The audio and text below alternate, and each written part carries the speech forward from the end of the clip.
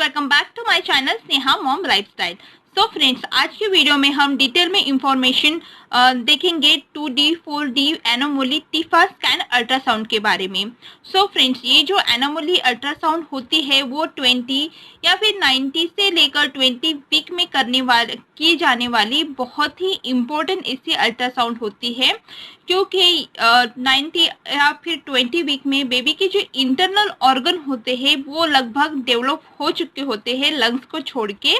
सो वो बराबर डेवलप हुए हैं या नहीं, सो इन सब की अंदरूनी जांच होती है इन ऑर्गन्स की, वो एनोमली स्कैन के द्वारा ही होती है। सो आपको अपने बेबी के जो भी इंटरनल ऑर्गन है वो उसके बारे में आपको इस अल्ट्रासाउंड थ्रू डिटेल में जानकारी मिलती है। तो चलिए देखते हैं कि इस अल्ट्रासाउंड में आपको क्या क्या पता चलता है बेबी के बारे में। सो फ्रेंड्स, आज मैं मेरी बेबी की 19 वीक की अल्ट्रासाउंड रिपोर्ट आपके साथ शेयर करी हूँ। अगर आप ये अल्ट्रासाउंड करने जा रहे हो या फिर कर चुके हो तो इस वीडियो थ्रू आप जान पाओगे कि एग्जैक्टली इसमें जो टर्म्स होती है या फिर पैरामीटर्स होते हैं उसका क्या मतलब होता है। तो अगर आप ये सब जानना चाहती हो तो इस वीडियो को आप एंड तक जरूर देखिए। अगर पसंद आता तो लाइक और शेयर करें, और हाँ, अगर आप मेरे चैनल पर नहीं हो तो इस चैनल को सब्सक्राइब करना मत। फ्रेंड्स, मुझे मेरे अल्ट्रासाउंड रिपोर्ट पर अक्सर ये सवाल पूछा जाता है कि ultrasound report through baby gender पता चलता है या नहीं। सो फ्रेंड, आगे चलकर मैं ये भी क्लियर करने वाली हूँ इस ultrasound report through. So please इस वीडियो को एंड तक बने। सो फ्रेंड, चलिए जानते हैं कि इस अल्ट्रासाउंड रिपोर्ट थ्रू हमको बेबी के बारे में क्या क्या पता चलता है। सो फ्रेंड्स, सबसे पहले हमें पता चलता है बेबी की पोजीशन क्या है। ठीक है, यहाँ पर आप सिफालिक प्रेजेंटेशन देख रहे हो कि इसका क्या मतलब होता है।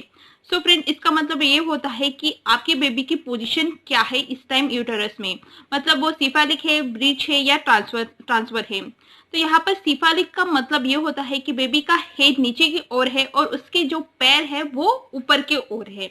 और ब्रीच में क्या होता है कि बेबी का जो हेड होता है वो ऊपर की ओर होता है और उसके पैर नीचे की ओर होता है, मतलब यूटेरस के नीचे की ओर होता है। और ट्रांसफर में बेबी का पोजीशन आड़ा होता है। ठीक है, तो सबसे अच्छी पोजीशन होती है सिफालिक पोजीशन, जो कि नॉर्मल डिलीवरी के लिए योग्य मानी जाती है। सिफालिक, जहाँ पर बेबी का हेड नीचे की ओर होता है और उसके पैर ऊपर होता है।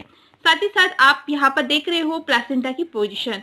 सो आपको आपकी प्लासेंटा की पोजीशन भी पता चलती है कि वो पोस्टेड है, एंटियर है या फिर वो लो लाइंग है, ये भी आपको पता चलता है। साथ में आपकी प्लासेंटा की मैच्योरिटी ग्रेड भी पता चलती है कि 1 है, 2 है, 3 है या 4 है।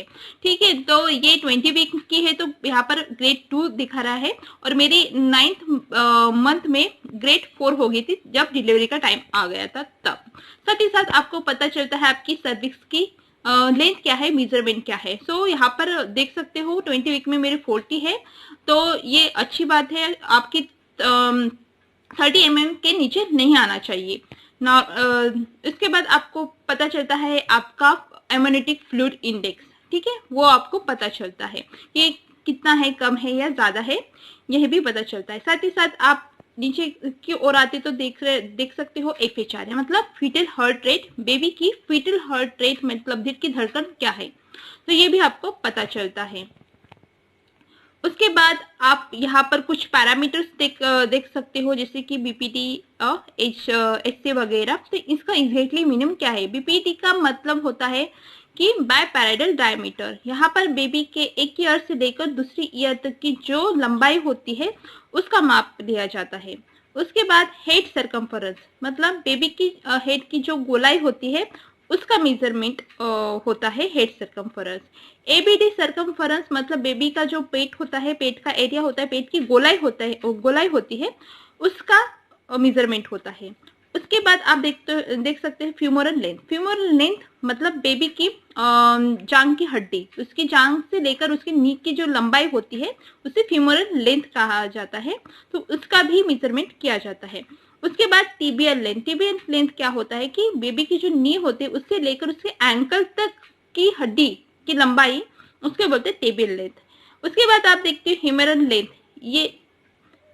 तो फ्रेंड्स यहाँ पर ह्यूमरल लेंथ का मतलब होता है बेबी के कंधे का माप, ठीक है, कंधे की हड्डी होती है उसका माप होता है ये सब।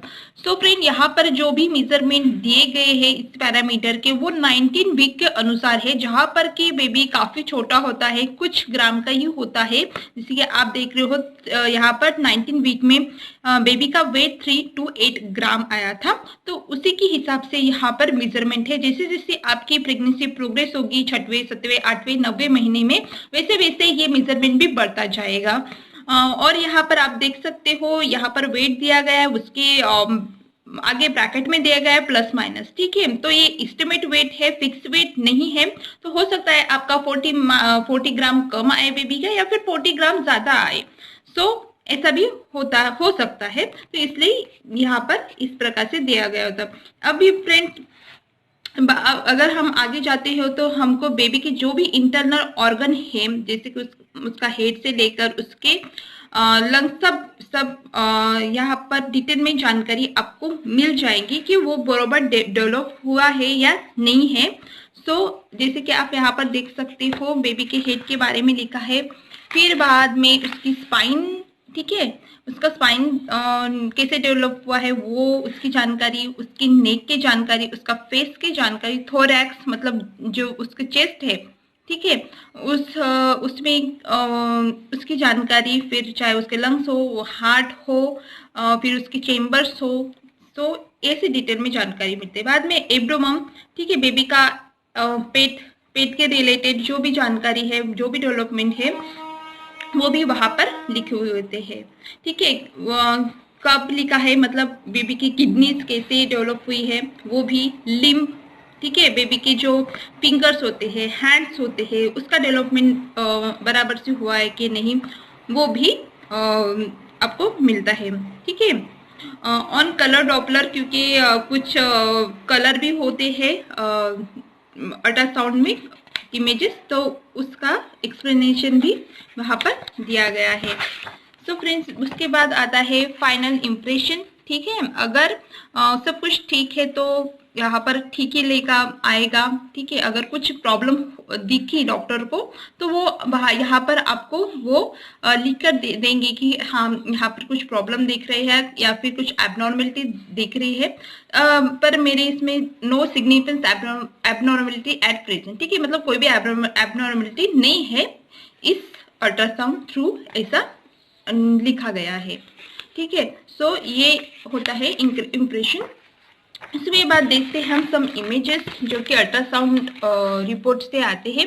ये तो समझना थोड़ा डिफिकल्ट है क्योंकि हम प्रोफेशनल नहीं हैं, फिर भी वहाँ पर कुछ नेम दिए गए हैं, जैसे कि आप देख सकते हो किडनी, ह्यूमरस, बेबी के रिब्स कैसे डेवलप हुए हैं, और इसी इमेज थ्रू डॉक्टर्स ये समझते हैं कि बेबी का डेवलपमेंट कैसे हो रहा है। तो ये सब इमेजेस है, जैसे बेबी का फेस, ठीक है। उसके बाद बेबी की लेग्स, बेबी के फुट, बेबी का हेड, और भी फंडस एंड आपका प्लासेंटा पोजीशन के साथ एरोटा, ठीक है। यहाँ पर हार्ट के बारे में बेबी का है, स्पाइन के बारे में बेबी की इमेजेस है। सो फ्रेंड ये सब जानकारी आपको इस अल्ट्रासाउंड मिलती है। और अब रहा सवाल बेबी के जेंडर का। सो फ्रेंड्स इस ultrasound through, anomaly ultrasound through doctor ये बिल्कुल भी रिवील नहीं करते कि बेबी बॉय है या बेबी गर्ल है, क्योंकि ये इंडिया में गैर कानूनी है, ऐसा करना कानून अपराध है। तो डॉक्टर क्या आपको भी ये बिल्कुल भी ट्राई नहीं करना चाहिए ये समझने की कि इससे बेबी का जेंडर पता चले। सो इससे बेबी का जेंडर बिल्कुल भी पता नहीं चलता, और आप कोशिश भी नहीं कीजिए। बस जो भी है आप अपने प्रेगनेंसी हेल्दी होने में ध्यान रखिए, अपना ध्यान रखिए, और टेंशन फ्री होकर अपनी प्रेगनेंसी एंजॉय कीजिए। आई होप फ्रेंड्स मैंने कोशिश की है अपने थ्रू कि आपको मैं समझा पाऊँ मेरी इस अल्ट्रासाउंड रिपोर्ट थ्रू। और अगर आपको मेरी कोशिश पसंद आती है तो प्लीज़ इस वीडियो को लाइक कीजिए, शेयर कीजिए, सब्सक्राइब कीजिए, और मिलते हैं नेक्स्ट वीडियो में। तब तक आप अपना और अपने बच्चे का ख्याल रखिए। Bye bye.